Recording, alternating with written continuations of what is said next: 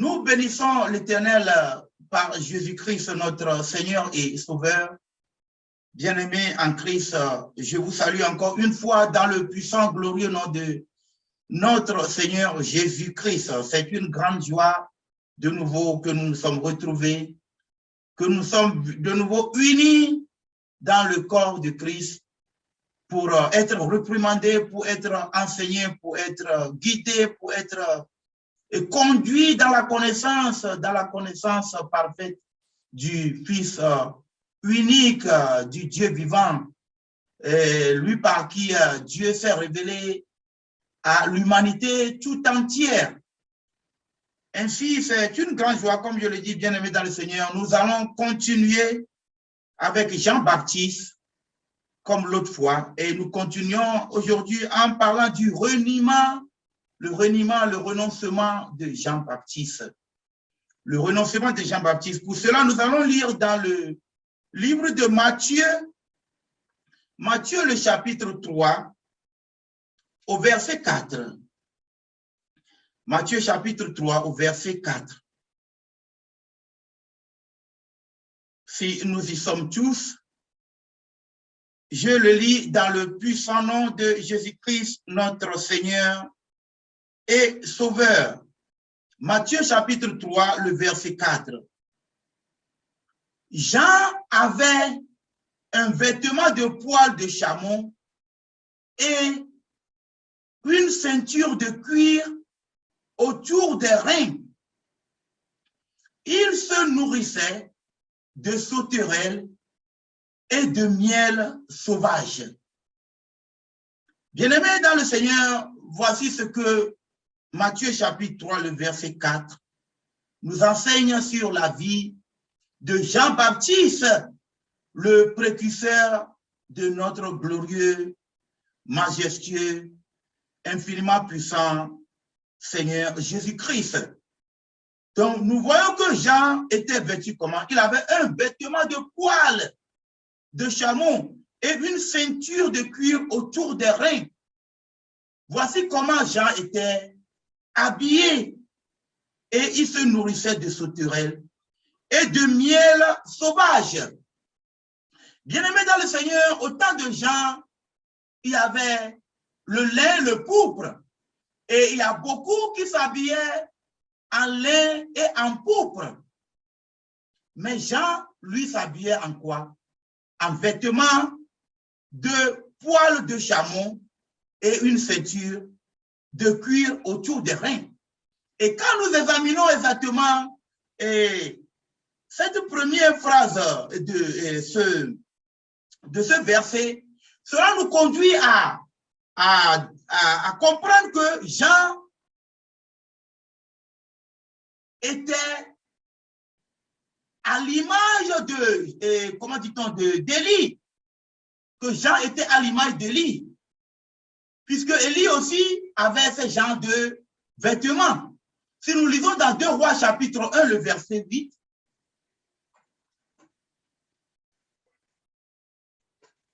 2 Rois chapitre 1, le verset 8,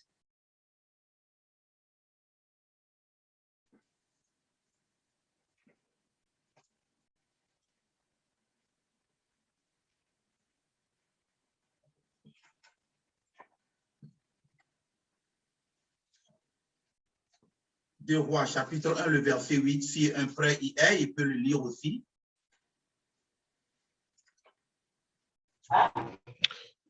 Oui, je lis au nom de notre Seigneur Jésus-Christ. Amen. Deux Rois, chapitre 1, le verset 8. Ils lui répondirent, c'était un homme vêtu de poils et ayant une ceinture de cuir autour des reins. Et Acacia dit, c'est Élie, le Tishbite. Amen. Verset 9. Amen. Okay. Amen. Nous voulons seulement le verset 8. Amen. Merci frère pour la lecture. 2 Rois, chapitre 1, le verset 8. Il lui répondit, c'était un homme vêtu de poils et ayant une ceinture de cuir autour des reins.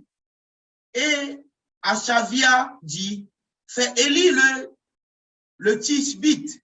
Donc nous voyons qu'il y a une ressemblance en ce qui concerne leur manière de s'habiller. Et nous voyons, donc ceci confirme encore une fois comment Jean-Baptiste était à l'image d'Élie, comme nous avons compris qu'il était venu avec l'esprit et la puissance d'Élie. Donc, nous comprenons ici, nous voyons ici la ressemblance qui est claire. Et non seulement, il y a quelque chose aussi encore à découvrir dans ce passage. Si nous allons dans Zacharie chapitre 13, le verset 4, Zacharie chapitre 13, le verset 4,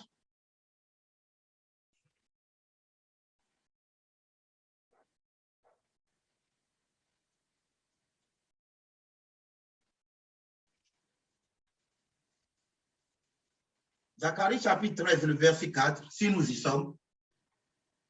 Zacharie, presque à la fin de l'Ancien Testament, l'avant-dernier.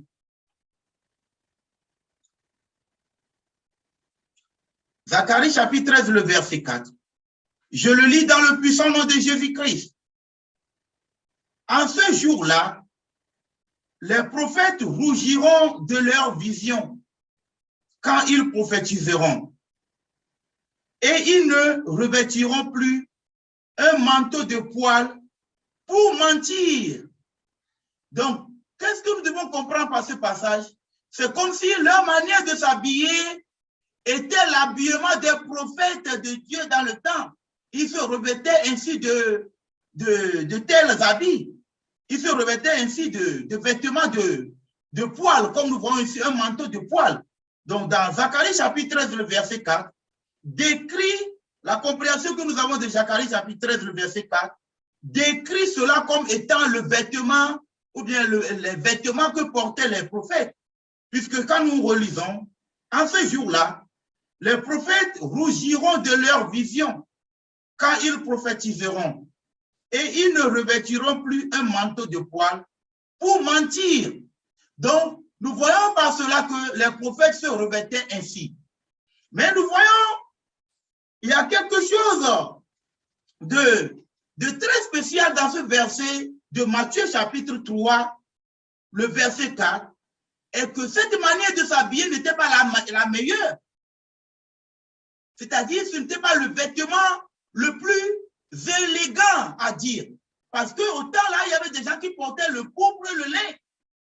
Mais les prophètes de Dieu, dans leur simplicité, portaient des vêtements qui sont faits de poils, de chameau et une ceinture de cuir autour des reins. Donc, ce sont des vêtements qui n'ont pas l'apparence, une très bonne apparence, mais des vêtements durables, puisqu'ils vivaient en toute simplicité et n'en avaient pas besoin d'avoir beaucoup de vêtements.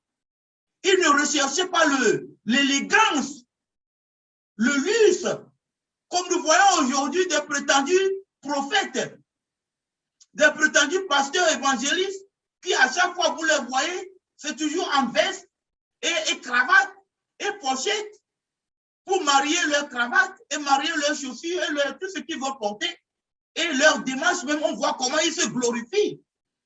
Comme s'ils sont sur le podium de démonstration, de présentation de monde. Bien-aimés dans le Seigneur, voici encore une grande révélation. Comment vous allez reconnaître un prophète, un vrai serviteur de Dieu? La simplicité que les prophètes avaient. Regardez aujourd'hui tout autour de vous, beaucoup qui se disent prophètes, évangélistes, vous ne citez que cela, des docteurs, des abominables noms de commandants, de lieutenants, de généraux d'armée, de quoi de Dieu. Regardez leur comportement et la gloire même qu'ils recherchent dans le monde et comment beaucoup d'entre eux s'habillent. Quand vous les voyez en train de crier, de chamailler, soi-disant en train de prêcher, toujours en cravate, il n'est pas mauvais de porter de jolis ou bien de beaux habits. Non, tout au contraire. Mais nous parlons de l'apparence, de la simplicité de serviteurs de Dieu. Notre glorieux Seigneur Jésus-Christ lui-même ne portait qu'un tissu et sa tunique, comme nous l'avons vu dans l'autre édification, n'était juste qu'un seul tissu où au milieu, il y avait un trou, il faisait passer et sa tête. Donc, la simplicité. Au moment même où il est souvent avec les disciples pour l'arrêter, on ne savait même pas qui était Jésus-Christ, parce qu'il n'y avait rien en lui qui le différenciait des autres. Nous voyons de même aujourd'hui, ces soi-disant prophètes, vous les voyez, qui s'asseyent sur des trônes sur des chaises royales, et à leur effigie, selon leur goût, doré. Et vous voyez, ceux qui les suivent sont assis sur les chaises plastiques, et où ils n'ont aucun confort. Et ils sont bien posés dans leur fauteuil. Ils mettent les deux mains comme ça et sur leur fauteuil, comme les rois dans leur royaume qui sont assis sur le trône. Vous voyez? Donc, mais Jean n'avait rien de cela en lui. Tout au contraire, il était simple. Même en ce qui concerne le vêtement, il avait renoncé à cela. Il était habillé en quoi? En poil. Nous relisons, Jean avait un vêtement de poil de chameau. C'est ce qu'il portait. Et une ceinture de cuir autour des reins. Et quand nous voyons même la nourriture de Jean, il se nourrissait de quoi? De sauterelles et de miel sauvage. Jean n'espérait pas avoir les mains du roi, tout comme Daniel qui a refusé de prendre les mains du roi pour se souiller avec. Jean de même s'est séparé de tout ce qui ne fait pas la gloire de Dieu. Il a préféré se nourrir de sauterelles et de miel sauvage que d'aller s'asseoir à la table d'un roi pour recevoir des mains, ou bien aller s'asseoir à la table de quelqu'un où on allait lui donner à manger, tout ça, non. Tout cela ne faisait pas partie de sa qualité, de ses caractéristiques. Tout au contraire, ses caractéristiques se basaient sur la simplicité. Il a renoncé à tout, à la vie de luxe. À la vie de luxe. Au temps de Jean, il n'y avait pas de voiture, il n'y avait pas de vélo et tout ça. Il n'y avait pas de beaucoup de moyens de transport comme aujourd'hui, comme les voitures, mais il y avait des chameaux, il y avait des ânes, il y avait des chevaux. Ils n'en possédaient même pas. Beaucoup qui sont riches se déplaçaient avec comment dit-on, avec tant de nombre de chevaux. Et cela démontrait aussi leur bourgeoisie, démontrait qu'ils étaient riches, qu'ils avaient tout. Mais Jean n'en possédait même pas. Et il était dans le désert, il se nourrissait de quoi? Des sauterelles et du miel sauvage. Jean, en train de prêcher, n'a pas mis un tronc devant ou bien un réceptacle devant pour que les gens viennent et mettre des offrandes, mettre de l'argent dedans, comme nous voyons aujourd'hui, des soi-disant prédicateurs qui mettent des corbes, des paniers devant pour qu'en prêchant, les gens viennent mettre de l'argent. C'est une sorte d'incitation, les gens. On voit alors que leur pensée, leur zèle, c'est le zèle de l'argent, c'est le zèle de la convoitise. Et non un zèle pour le Seigneur. Sinon, qu'est-ce qui les empêcherait de prêcher et de ne pas s'attendre à recevoir quelque chose en retour? Donc, nous voyons toutes ces qualités, ce renoncement de Jean. De Jean. Nous voyons aujourd'hui, il y a même souvent on voit cela en Afrique où des soi-disant évangélistes se promènent et ils savent toujours où se mettre, toujours dans les marchés, dans les places publiques où beaucoup passent. Et vous les voyez mettre des paniers ou bien des assiettes larges par terre et tiennent des microphones et sont en train de crier. Crier soi-disant qu'ils sont en train d'évangéliser. Ils ne sont pas en train d'évangéliser, ils sont en train de commander. Ce sont des mendiants qui se sont couverts de peau d'agneau. Ce sont des loups ravisseurs. Parce que Jean, en tant que prédicateur, en tant que précurseur de Christ, pour venir annoncer la venue de Christ à Israël, n'a pas mis des assiettes, des corbes, ou bien un réceptacle, ou bien un tronc, pour que les gens viennent mettre mettre de l'argent, mettre des offrandes là-dedans pour lui, pour dire, oh, il est en train de bien prêcher. Cela ne l'intéressait pas. Lui, il voulait faire la volonté du Seigneur et c'est ce qu'il faisait. Et c'est le zèle ardent qui l'animait. Donc, nous voyons qu'il a renoncé à tout. Aujourd'hui, comme je le disais, vous voyez dans les marchés, de jeunes gens qui se sont improvisés pasteurs, improvisés évangélistes, à cause du manque de travail, à cause du chômage et autres, et qui ont saisi des initiatives. Ils n'ont reçu aucune vocation céleste, aucun appel de Dieu, et ils sont là en train de se promener et dans les marchés en mettant des cobs là-bas pour que les gens viennent mettre de l'argent dedans. On voit déjà l'esprit qui se cache derrière leur soi-disant évangélisation.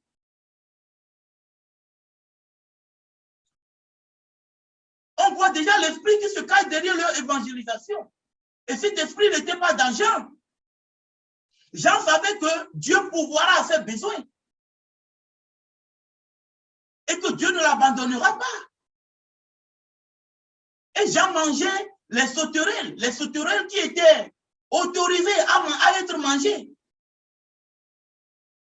Parce qu'il y avait une race de sauterelles qui était autorisée et que le Seigneur avait autorisé et que les hommes pouvaient manger dans le temps de dans Lévitique. Si nous allons dans Lévitique chapitre dans Lévitique, je pense, Lévitique chapitre 22.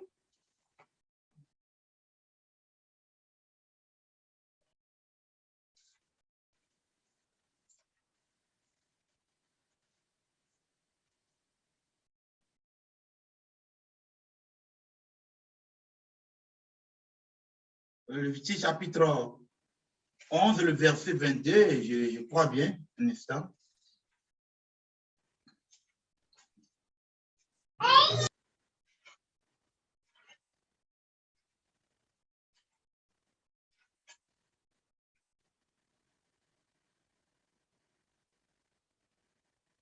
Voici, Lévitique chapitre 11, le verset 22. Si nous le lisons, Lévitique chapitre 11, le verset 22, je le lis dans le puissant nom de Jésus-Christ. Voici ce que vous mangerez, la sauterelle, le solam, le ragol et le ragat, selon leurs espèces. Voilà ce qui est écrit. Si un frère veut bien le reprendre, Lévitique chapitre 11, le verset 22. Oui, je lis au nom de notre Seigneur Jésus-Christ. Lévitique chapitre 11, verset 22. Voici ce que vous mangerez, la sauterelle, les solans, les argols et les argabes, selon leurs espèces. Amen. Donc, Jean mangeait ce que Dieu avait autorisé de manger sous la loi. Donc, Jean mangeait ce qui était pur aux yeux de Dieu. Donc, il se maintenait dans la pureté absolue devant la face de Dieu. S'étant séparé, il se sanctifiait. Il ne voulait se souiller avec quoi que ce soit. Donc, il se maintenait dans la sanctification, dans la pureté aux yeux de Dieu. Donc, Jean ne voulait pas se souiller avec toutes choses. Et il mangeait ses sauterelles avec du miel sauvage, comme nous l'avons lu, nous l'avons vu, que ces sauterelles étaient autorisées sous la loi pour être mangées. Et il se nourrissait de cela. Il ne s'attendait pas à recevoir de quiconque un gain sordide pour se nourrir. Jean ne s'attendait de personne, quoi que ce soit, mais il était à l'œuvre pour Dieu. Et il a banni de sa vie les convoitises charnelles. Les convoitises charnelles. Il ne vivait pas dans la chair, mais il marchait et vivait selon l'esprit de Dieu. Il vivait dans le Seigneur. Il marchait et vivait selon l'esprit de Dieu. C'est ainsi que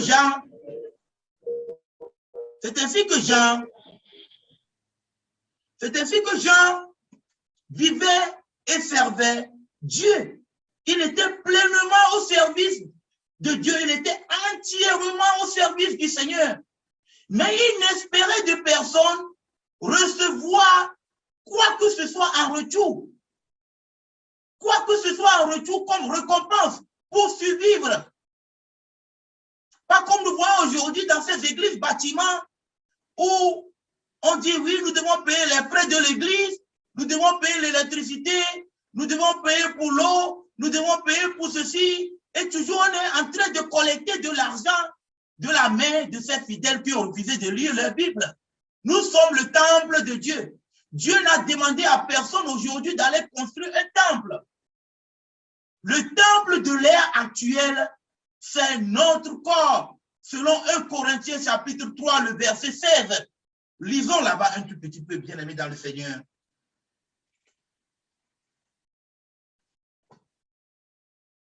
1 Corinthiens chapitre 3, le verset 16.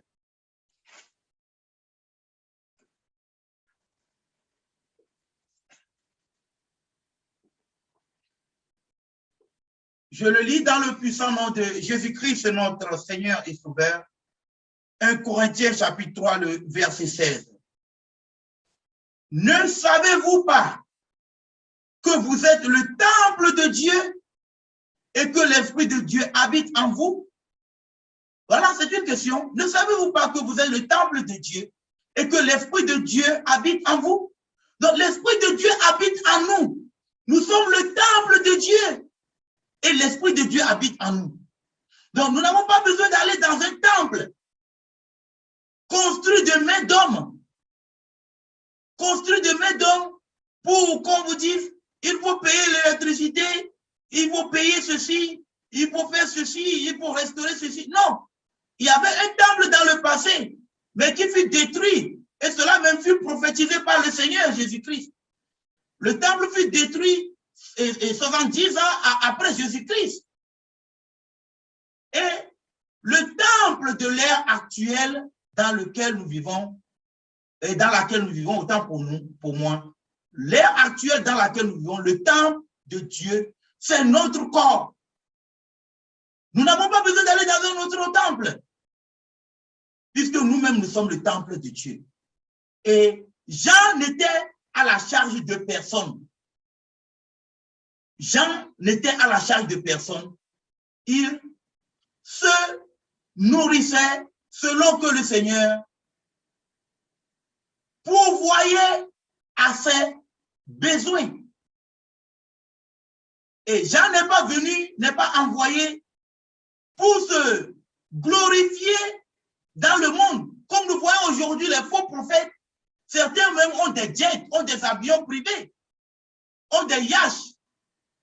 Et beaucoup d'entre eux ont des bagnoles, des voitures de luxe, super luxe. Et tout cela, ils l'ont acheté au dos des fidèles, en leur vendant des illusions, des mensonges, en les conduisant droit en enfer, en leur enseignant la prospérité mondaine, la convoitise de la chair, en leur faisant croire que si tu n'es pas riche, c'est que tu es maudit et c'est que tu es maudit. Parce qu'un enfant de Dieu doit être riche, doit avoir de l'argent pour donner à Dieu. Mais n'est-ce pas que c'est Dieu qui pourvoit à nos besoins? Dieu n'a rien besoin de nous. Ce que Dieu a besoin de nous, c'est que nous nous repentions, que nous confessions Jésus-Christ, que nous marchions en toute vérité, en toute obéissance à la volonté, pour que nous ne terminions pas en enfer. C'est ce que Dieu a besoin de nous. Et Jean est venu pour faire connaître ce message.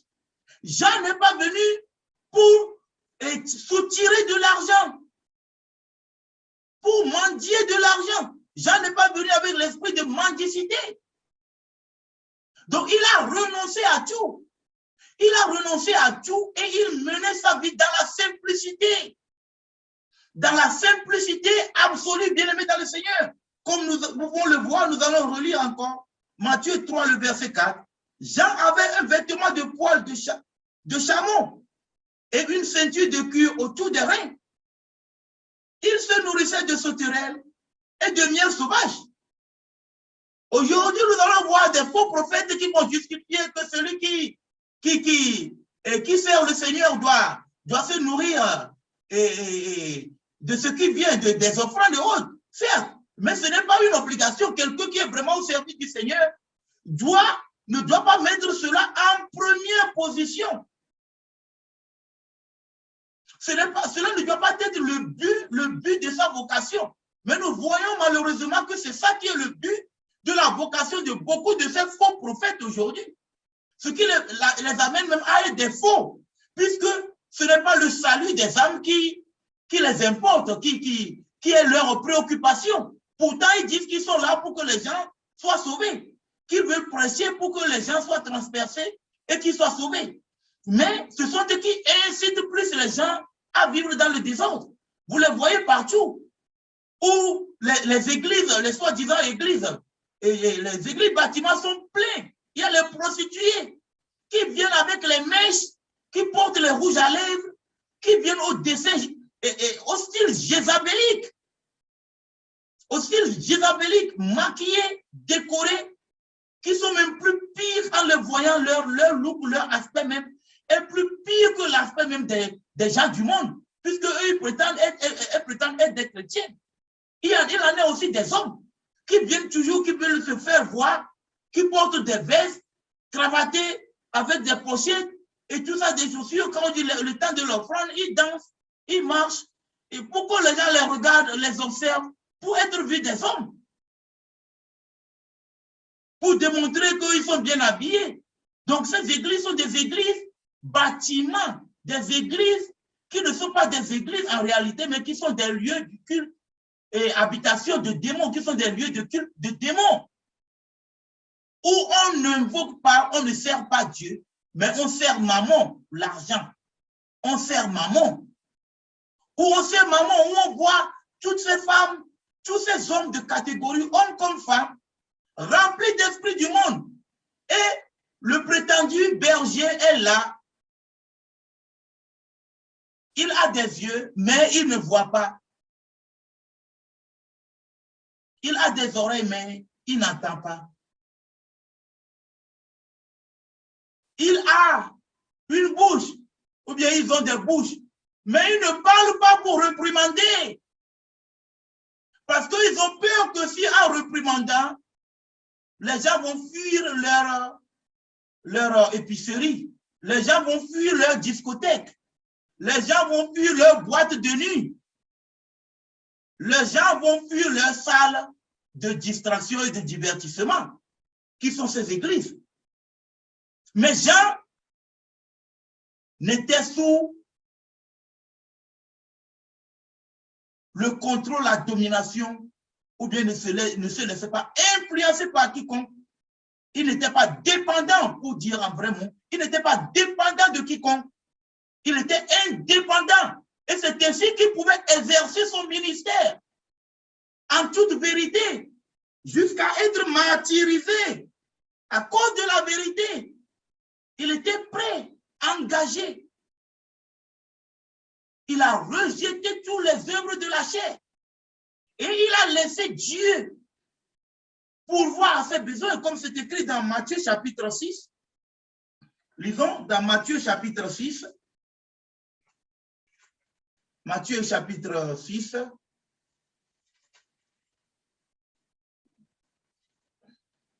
Nous allons lire à partir du verset 26 au verset 33. Matthieu chapitre 6, du verset 26 au verset 33. Je le lis dans le puissant nom de Jésus-Christ. Regardez les oiseaux du ciel. Ils ne sèment ni ne moissonnent et ils n'amassent rien dans des greniers.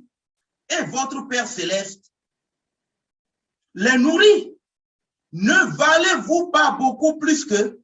Voici ce que Matthieu chapitre 6, le verset 26 nous enseigne. Les oiseaux, ils ne sèment pas, ils ne font pas de semences, ni la moisson. Et ils ont des greniers où ils amassent. Mais notre Père Céleste, il les fait quoi? Il les nourrit. Nous savons que Dieu a créé les hommes plus supérieurs aux animaux. C'est pourquoi Dieu a donné le pouvoir à l'homme de dominer sur tous les animaux de la terre. Quand nous allons dans Genèse. Donc, après la création, Dieu a soumis tous les animaux et tout ce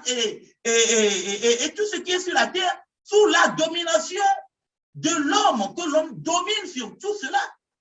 Donc, c'est pourquoi ici, nous allons comprendre dans Matthieu chapitre 6, sur le verset 26, que ne valez-vous pas beaucoup plus que, donc nous valons plus que, aux yeux de Dieu, nous avons plus de valeur que les animaux, que les oiseaux. Donc, si Dieu pourvoit aux besoins des oiseaux qui ne sèment point, qui ne moissonnent et qui n'amassent point dans les greniers, et nous qui avions plus de valeur aux yeux de Dieu, pourquoi Dieu ne pourvoira pas à nos besoins? Pourquoi, bien-aimé dans le Seigneur, Dieu pourvoira à nos besoins? Et Jean avait cette révélation. Il avait cette connaissance et il a placé entièrement et totalement sa confiance en Dieu, n'espérant rien de personne, sachant que Dieu ne l'abandonnera pas et que Dieu pourvoira à ses besoins. Et c'est ainsi qu'il a renoncé à toutes choses. Continuons le verset 27. Qui de vous, par ses inquiétudes, peut ajouter une coudée à la durée de sa vie? Voilà. Qui parmi les hommes, par ses inquiétudes, peut ajouter une coudée à sa durée de vie? Il n'y a personne. C'est de même manière que nous ne pourrons de nous-mêmes rien changer. Par nos propres efforts, nous ne pourrons rien changer. Quand je vois aujourd'hui les gens qui s'enorgueillent, remplis d'esprit d'orgueil, disant oui, je suis riche, j'ai ceci, j'ai cela. Mais ce n'est pas la grâce de Dieu. Ce n'est pas la grâce de Dieu. L'homme de lui-même ne peut rien faire. Il dit, je suis riche, je suis cela. Mais dites-leur s'il peut prolonger leur durée de vie. Il ne peut pas prolonger leur durée de vie. Il ne peut même pas ajouter une coudée à leur durée de vie. Leur richesse ne peut pas les amener à vivre longtemps que le Seigneur a prévu pour eux. Car personne ne peut changer le dessein de Dieu. Et nous connaissons la souveraineté de Dieu est irréversible et incontestable, à moins que quelqu'un me le démontre. Le contraire, à moins que quelqu'un me démontre le contraire. Donc, le verset 28, et pourquoi vous inquiétez au sujet du vêtement? Considérez comment croissent les lits des champs. Ils ne travaillent ni ne filent. Voilà. Pourquoi vous inquiétez Pourquoi vous inquiétez au sujet du vêtement? Donc, vous voyez que Jean ne s'inquiétait pas au sujet du vêtement. Il avait son vêtement de poil, de chameau, et sa ceinture de cuir avec lequel il a ses sereins. Et cela lui suffit. C'est comme ça que le disciple c'est cette intention, oui, ce style de vie, cette manière de vie, oui, ce culte de vie que doit avoir tout vrai disciple. Moi, il y a un habit que j'aime bien, vous l'avez déjà vu peut-être dans certaines de mes vidéos, c'est même un peu déchiré, trouvé un peu derrière, mais je l'ai même apporté encore aujourd'hui. Je l'ai juste changé un moment avant l'édification. Je l'ai porté, je le lave et je porte ça aujourd'hui, je le lave. Demain, je reporte, c'est ça, je le lave, je le reporte. C'est ma chemise la plus préférée. Et moi-même, je l'appelle ma chemise sacerdotale. Donc, si quelqu'un pense que chaque jour, les gens me voient même, de loin, même mes voisins, quand ils me voient de loin, ils disent, ah, c'est lui avec ses chemises. Moi, ça m'importe peu ce que quelqu'un en dit. Parce que ce n'est pas ça qui est l'homme. Ce n'est pas ça qui est l'homme. Avoir des choses, porter des choses de luxe, que nous voyons beaucoup, c'est le monde. C'est le monde qui est influencé par les habits, par le luxe. La Bible ne nous dit pas non plus d'être sale et de s'habiller à état débraillé, non. Mais quand même, je voulais que vous saisissiez ce que je voulais dire au sujet de Dieu, la simplicité. Il y a des gens qui disent à chaque fois, ah, je n'ai plus assez d'habits, il faut que j'achète ceci. Ou bien parce que l'autre fois, je me suis rendu là, et en venant à l'éducation avec les frères, j'ai porté cette chemise. Donc la semaine prochaine, je ne peux plus porter ça. Non, moi, je peux porter une seule chemise chaque fois, aussi longtemps que la terre survivra, aussi longtemps que le souffle de vie demeurera en moi. Ne soyez pas étonnés si vous me voyez toujours avec la même chemise à chaque fois que nous avons une éducation. Je n'ai pas de problème avec ça.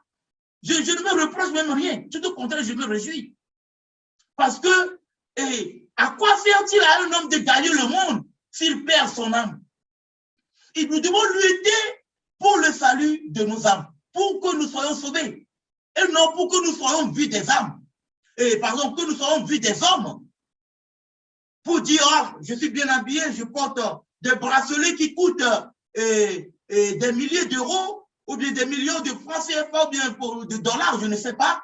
Oui, j'ai telle chemise et telle marque connue qui est de tel couturier, j'ai telle chemise, j'ai tel pantalon, j'ai telle chaussure. Non, moi, je préfère même aller en sandales.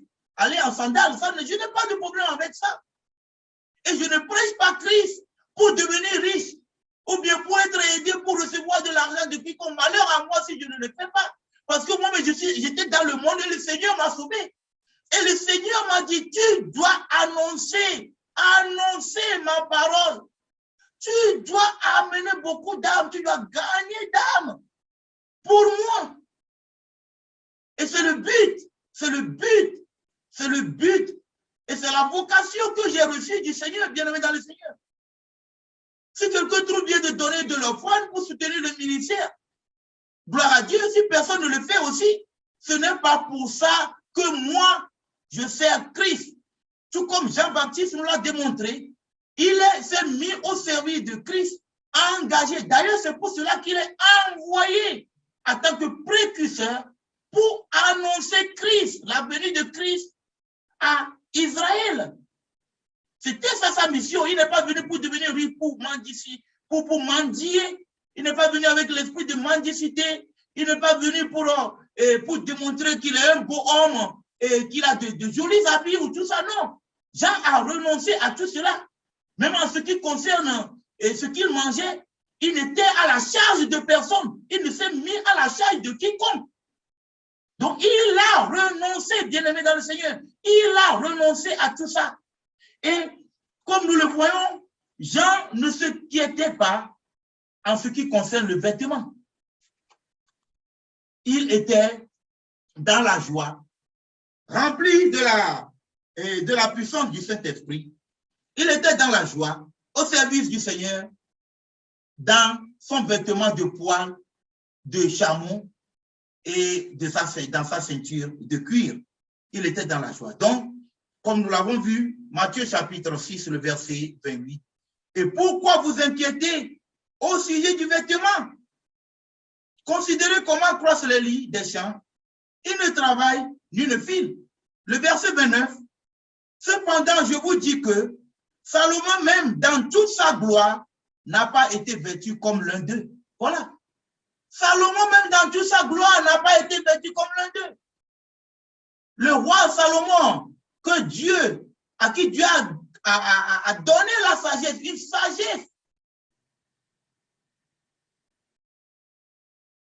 une sagesse du point de vue humain incroyable, inimaginable, incontestable. Là, c'est pourquoi il n'était pas soumis. C'est pourquoi il n'était pas préoccupé. Son inquiétude ne concernait pas les choses du monde, les soucis des hommes que les hommes avaient. Jean ne l'avait pas parce qu'il avait renoncé. Le renoncement de Jean, nous allons le retrouver dans les Écritures sans fin. Et c'est ce que nous devons faire aussi en tant que croyants.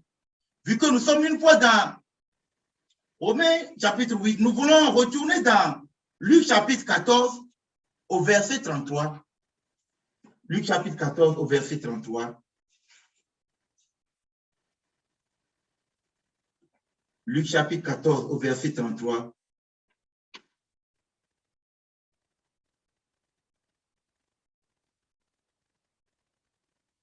Si nous y sommes tous, Luc chapitre 14, le verset 33. Ainsi donc, quiconque d'entre vous ne renonce pas à tout ce qu'il possède ne peut être mon disciple. Je reprends Luc 14, le verset 33. Luc 14, le verset 33.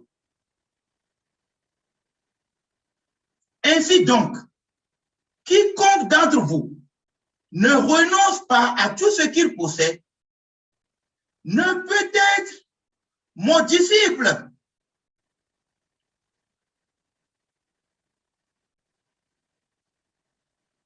Donc, pour être disciple de Christ, il faut renoncer à tout. Et Jean, nous avons vu cet exemple en Jean, qui a renoncé à tout. Il a renoncé à toutes choses. Il a renoncé à toutes choses. Et il s'est engagé entièrement pour le Seigneur. Il s'est engagé entièrement pour le Seigneur. Jean n'était pas préoccupé par les biens matériels. Chercher à posséder une belle villa, chercher à posséder une belle maison, à posséder une belle chaussure, à avoir de jolis habits, de beaux habits, à avoir les meilleurs habits, à avoir les meilleures mains sur sa table. Chercher à posséder ceci, chercher à posséder cela.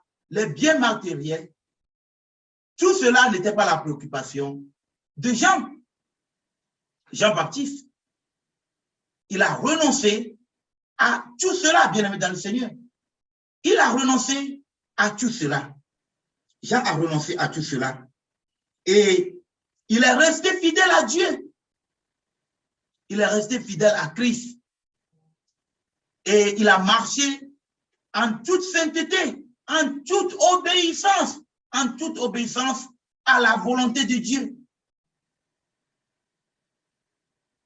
Il a marché en toute obéissance à la volonté de Dieu, en renonçant à tout pour Christ. Et nous avons aussi l'exemple de Paul, de l'apôtre Paul, dans Philippiens chapitre 3, le verset 8 que nous pouvons lire. Dans Philippiens chapitre 3, le verset 8, l'exemple de Paul.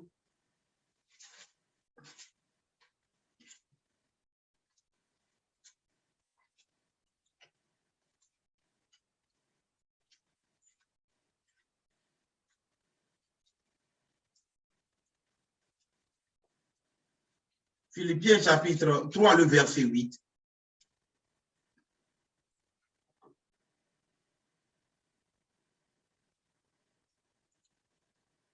Si nous y sommes, je le lis dans le puissant nom de Jésus-Christ, notre Seigneur et Sauveur. Philippiens chapitre 3, le verset 8. Et même, je regarde toutes choses comme une perte à cause de l'excellence de la connaissance de Jésus-Christ, mon Seigneur, pour lequel j'ai renoncé à tout. Je les regarde comme de la boue afin de gagner Christ. Voilà. Donc, Paul aussi a renoncé à toutes choses et il a considéré toutes choses comme une perte. À cause de quoi? À cause de l'excellence de la connaissance de Jésus-Christ. L'excellence de la connaissance de Jésus-Christ. Oui, qui vaut mieux que toutes choses. La connaissance de Christ vaut mieux que toutes choses.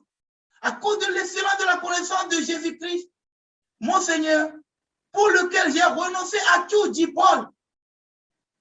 Je les regarde comme de la boue.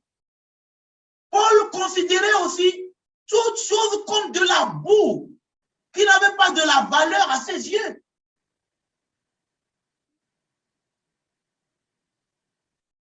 Afin de gagner Christ. Bien-aimé dans le Seigneur, on ne peut pas servir 2 maîtres à la fois. On ne peut pas servir Christ et maman. Maman, ce sont les biens matériels. on ne peut pas servir les biens matériels et à la fois aussi Christ. Il est impossible de courir à la fois derrière 2 lièvres et à la fois derrière 2 lièvres. Prenons cet exemple. L'on risque même de perdre tous les deux. Parce que l'une va s'enfuir de par ici, l'autre va s'enfuir par là, et par finir, tu vas te retrouver brebis, tu seras perdu.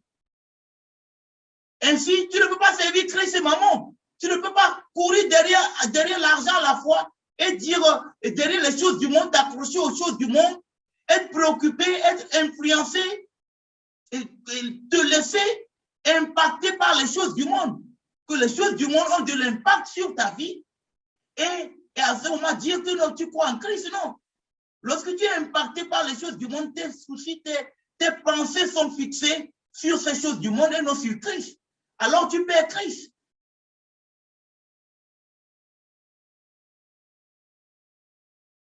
Donc, apôtre Paul a renoncé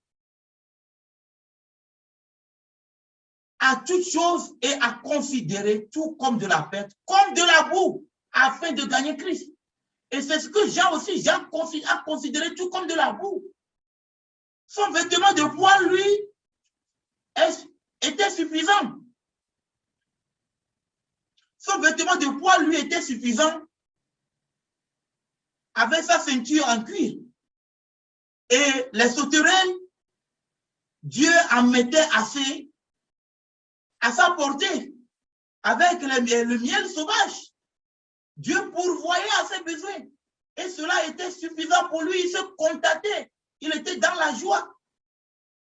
Il n'était pas préoccupé par les choses du monde. Il a renoncé à tout cela.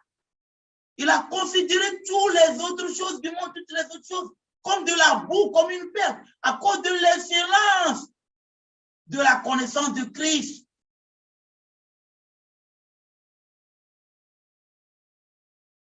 Ainsi, comme nous voyons, Paul a renoncé. De même, Jean-Baptiste avait renoncé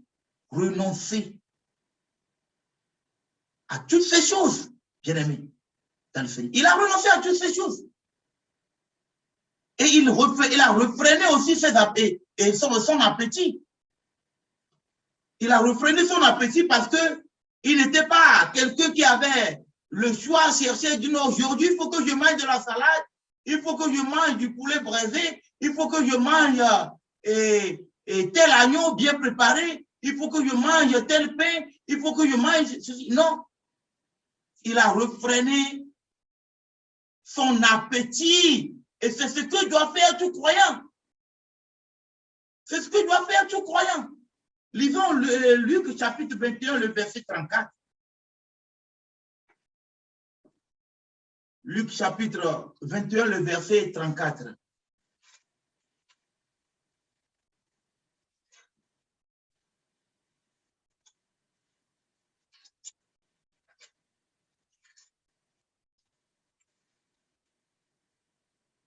Luc chapitre 21, le verset 34. Si nous y sommes, je le lis dans le puissant nom de Jésus-Christ. Prenez garde à vous-même, de crainte que vos cœurs ne s'apesantissent par les essais du manger et du boire et par les soucis de la vie, et que ce jour ne vienne sur vous à l'improviste. Je reprends Luc chapitre 21, le verset 34. Prenez garde à vous-même, de crainte que vos cœurs ne s'apesantissent par les essais du manger et du boire et par les soucis de la vie, et que ce jour ne vienne sur vous à l'improviste. Voilà ce que nous dit la parole de Dieu. Et Jean avait pris garde. Jean-Baptiste avait pris garde. Et il n'était pas, comme le dit la parole ici, il n'a pas permis que son cœur s'appesantisse par les essais du manger du bois. Les sauterelles lui étaient suffisantes. Il bénissait, glorifiait, rendait grâce à Dieu pour cela. Et cela lui suffisait pleinement, entièrement, avec le miel sauvage, pour se nourrir. Il n'a pas cherché à désirer les mets qui sont sur la table des bourgeois, des rois ou bien des principautés. Jean-Baptiste s'est contenté des sauterelles et du miel sauvage. Et il a refréné l'appétit. Il y a beaucoup de croyants qui n'arrivent pas à refréner leur appétit. Ils ne sont souciés par quoi manger chaque jour. Aujourd'hui, je veux manger ceci. Quand ils sont même en route, en chemin, pour la maison, ils ne sont pas préoccupés par la prière, par leur vie. Ils ne se posent pas la question, est-ce que ma vie telle que je l'amène glorifie le nom du Seigneur Jésus-Christ? Mais ils sont plus préoccupés par, oh, que vais-je manger une fois arrivé à la maison? Que vais-je manger aujourd'hui? Je connais des gens qui font des menus pour toute la semaine pour leur manger, mais qui n'ont aucun plan de prière ou bien de jeûne ou bien d'adoration pour le Seigneur. C'est vraiment triste, mais c'est une réalité bien aimée dans le Seigneur. Nous devons plutôt être préoccupés par cela, que d'être préoccupés par les essais de manger. De chercher ce que je dois manger aujourd'hui, il faut que je mange ceci, je mange cela, en train de faire un plan, je dois préparer ceci, je dois préparer cela. Mais on ne plane pas. Je dois faire la lecture, méditation de la parole de Dieu aujourd'hui, 30 minutes, 45 minutes. Après, je vais passer 30 minutes, bien 15 minutes dans la prière. Après, je vais adorer le Seigneur, chanter. On ne fait jamais ce plan. On ne le fait jamais. Mais on plane déjà que, oh, j'aime vraiment ce repas, j'aime vraiment ce plat. Je désirais manger ça demain. Si Dieu le veut, je désirais manger ça. Je vais préparer ce plat. Je vais faire ceci. On ne dit même pas si Dieu le veut. Je vais faire ceci, je vais faire cela. Et on oublie l'essentiel. Et Jean, lui, il a refréné l'appétit. Il a refréné l'appétit. Et nous devons refréner l'appétit si nous voulons être de vrais disciples du Seigneur. Refréner l'appétit et nous consacrer sur l'essentiel, l'adoration du Seigneur, en recherchant la présence de Dieu dans notre vie. Nous devons plutôt rechercher la présence de Dieu dans notre vie que d'être préoccupés par ce que nous devons manger et quel repas et quelle spécialité.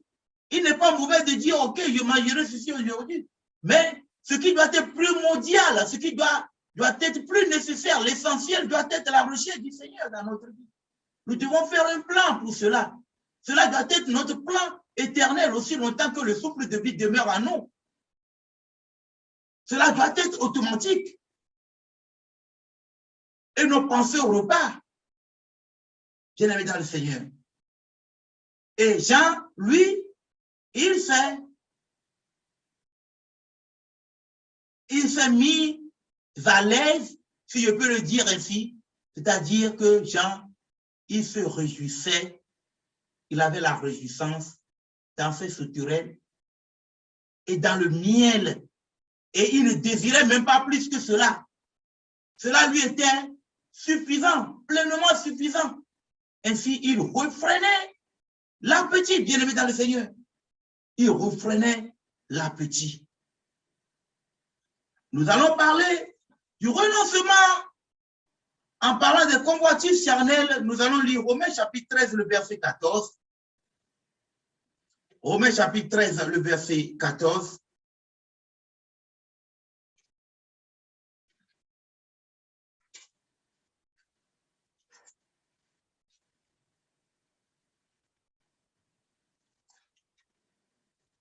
Romains chapitre 13, le verset 14.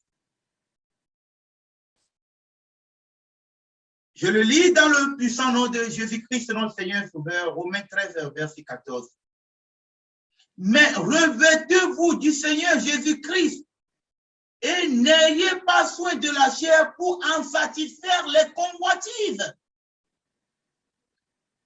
Jean s'est revêtu du Seigneur Jésus-Christ et il n'avait pas soin de la chair pour en satisfaire les convoitises. Jean était préoccupé. Jean était préoccupé par quoi? Par la mission que le Seigneur lui a confiée. D'aplanir le chemin du Seigneur. D'enlever les obstacles. D'annoncer la venue de Christ. De prêcher la repentance. Amener les gens à confesser Jésus-Christ. À se faire baptiser, à abandonner leur ancienne manière de vivre. La mauvaise manière de vivre pour commencer une nouvelle vie. Une nouvelle vie qui glorifie le nom du Seigneur. Tout en attendant la venue de Christ. Donc, Jean n'était pas préoccupé par les convoitises charnelles pour en satisfaire leurs besoins. Jean s'était revêtu de quoi? Du Seigneur Jésus-Christ. Et nous devons être revêtus du Seigneur Jésus-Christ. Et nous ne devons pas avoir soin de la chair pour en satisfaire ses convoitises. Comme nous voyons beaucoup de croyants, Jean a renoncé à tout cela. Jean a renoncé à tout cela. Jean ne pouvait pas, il ne buvait pas du vin ou bien de liqueur forte. Ce sont des choses que l'homme dans la chair, que l'homme dans la chair désire. Jean ne s'était même pas marié. Il n'était pas dans le souci d'avoir, concernant une famille, d'avoir une femme et des enfants. Ce n'était pas pour ça que Christ l'a envoyé. Lui, il avait une autre mission. Donc, il n'a rien satisfait en ce qui concerne le convoitier de la chair.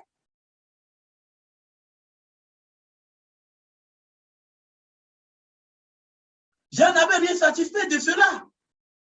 Il a pris soin de marcher en esprit. Lisons Galates chapitre 5, le verset 16. Galates chapitre 5, le verset 16, si un frère veut bien le lire.